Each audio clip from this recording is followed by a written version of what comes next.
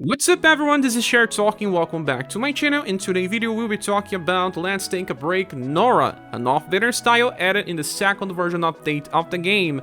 And she actually has premium levels of power, but it's also pretty unique.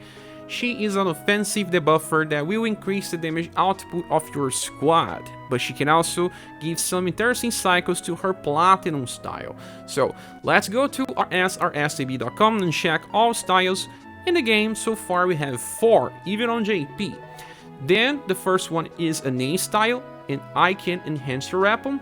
The second one, Swing That Hammer, was limited in a banner, so it's not easy to get. Then we get Let's Take a Break, the current off-banner style, and Time for a Warm-Up, this one is Platinum, so everyone can get it just by Platinum pulls. Okay, so then we'll be checking and comparing the last two styles, the off-banner and the platinum. And before we talk about status, take a look on the weapon types. Let's take a break. The off-banner style is the first one to use a different weapon, in this case an axe, and she can do both slash and blunt damage and can inherit from the club styles as well. From the off-banner we got a little increase in STR, only 3%. Her endurance is bad, only 48, and I don't understand why it's so bad. It's probably because she needed some other status and had to sacrifice some. Her dexterity is 71, just on average levels for current standards. Agility is 92, so she needs to attack before the enemy so that you can debuff. And intelligence on 84. It's not exactly what you need. Sometimes it will not be able to apply debuffs, but it is what it is. Then Will is 47. As you see, she has very similar values for both physical and magical resistance. Love and charisma are pretty average. But at least, as you can see, she beats everything besides the will and endurance status. But where she needs agility intelligence, she has much higher than her platinum style. Okay, let's click on this. Well, she gets double arrows for agility, 1 arrow for intelligence. Bonuses are also around these two status, because higher intelligence means she can debuff better, and agility means that she goes first. Well, if you want to farm STR, you can go it just with her platinum style. Pretty easy too. Okay, but like I said, she does have very low values for endurance and will may take a hit, but depending on your squad setup, if you are full debuff, that means that you will resist damage without having to have very high status. So for passives, we have Enervate 4 Endurance. When she's landing an attack, she has a 25% to debuff the enemy endurance by 20%. And endurance debuffs are the less interesting of them all, because when we bring debuffers, we want to decrease the damage from enemies, usually by debuffing either agility, intelligence, STR, or dexterity, 4 status that can be used for offense. And then we have endurance and will. If we debuff will, we can also inflict status augments or debuffs easier. But what this endurance brings? It just increases the physical damage of your party. But if you have buffers in your party and you are buffing your main offensive status, that means that the endurance of the enemy barely matters. So sadly, this is not so useful. Then the second passive is called Defense Strat 1. On the start of a turn, in every turn, she has a 37% chance to apply Guard Down to all enemies. What is Guard Down? It's the reverse of Guard Up. It will decrease the resistance of all enemies to damage by 12%. Because it's on all turns, it can just apply most of the time. But it does not stack, so it only has one value all the time.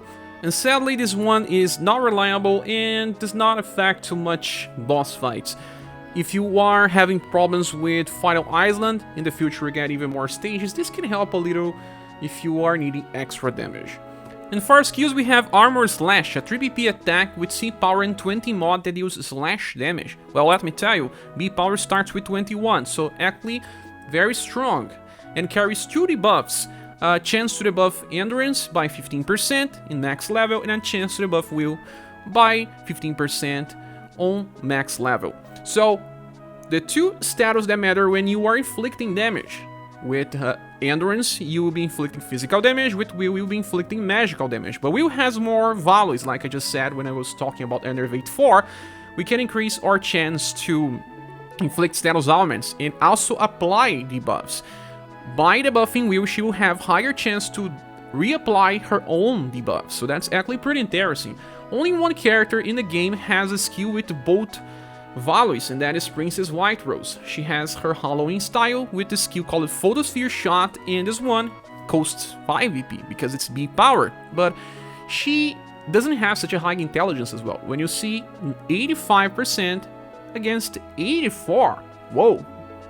Sometimes I forget that Princess White Rose doesn't have such a high intelligence, but she does buff her intelligence on the start of every turn. That means that she eventually breaks out Nora easily.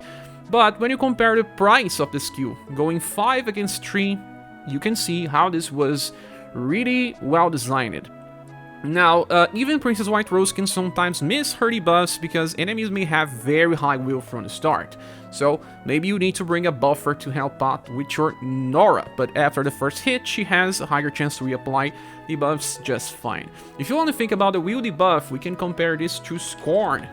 Scorn is a Platinum style, and he can get from his Strife style Fire Hat. This one is only the power, but also only 2 BP cost and can debuff will. But in this case, he only has just a small increase in intelligence. Won't matter too much, but he only buffs his intelligence if landing weak attacks. So if the enemy is weak to heat, you will prefer to bring Scorn, but if it's weak to anything else, maybe Nora will work just fine. And the next attack is Savage's Lash. For 6 BP you get a Slash AoE attack with deep power that buffs all surviving allies STR, including herself, by 25%. She only takes advantage on the next turn, but because it's a fast attack, she will actually make all the subsequent characters do more damage. It's actually useful in farming scenarios or if you are fighting against multiple targets in a challenge. Well, this is not the first time we see this skill, we saw it before in Torpe. Torpe was a limited style. He does have much better status and passive, will do more damage, but Nora can also give this to her Platinum style. Since this version of Nora is an axe user, this attack can be used by this one that uses clubs. And the good thing is that this one has power charge too, and will allow her to use it 3 times in a row in some specific scenarios where this matters. Like maybe if you are farming a story stage, she can buff another ally, like even Arthur for example, to make him do more damage and finish the stages. It's actually a very good combination.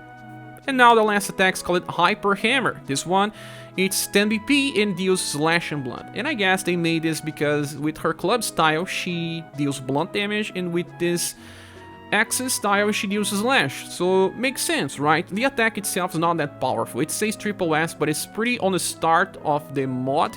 So that means that the damage is not so high. And this style only has further up 6, so that means that the damage here is not the central point. It's more about helping out the party. So more about Armor Slash, more about Savage Slash than Hyper Hammer itself. As for inheritance, we can go look on her A style.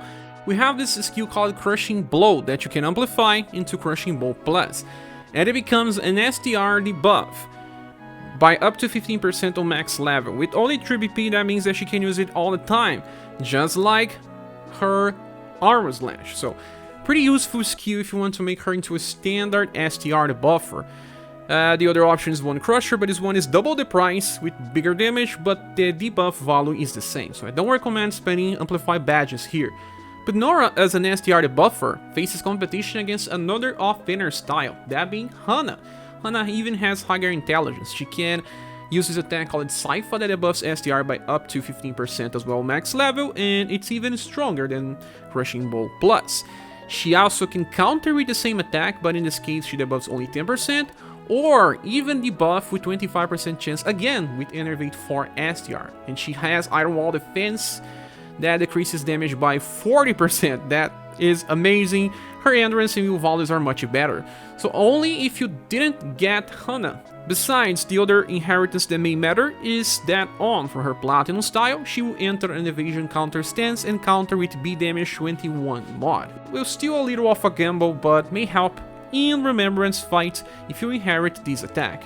Nora is an interesting character by being able to debuff 3 different status, but sadly she didn't choose the best passives or status distribution.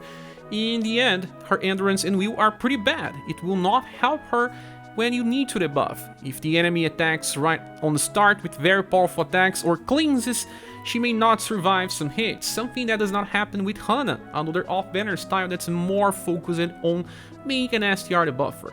And there are plenty of debuffers for what she brings as well, so that means that she is not so special. Will be more of a filler in most accounts that are missing out on this and didn't get premium styles that cover much better. With that said, she's only going to receive an S grade in our tier list.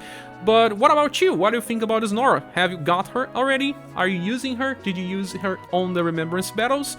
Thanks so much for watching this video. Please subscribe if you still haven't, and if you want to support the channel, there are links in the description of the video. I hope to see you soon in the next one. Bye.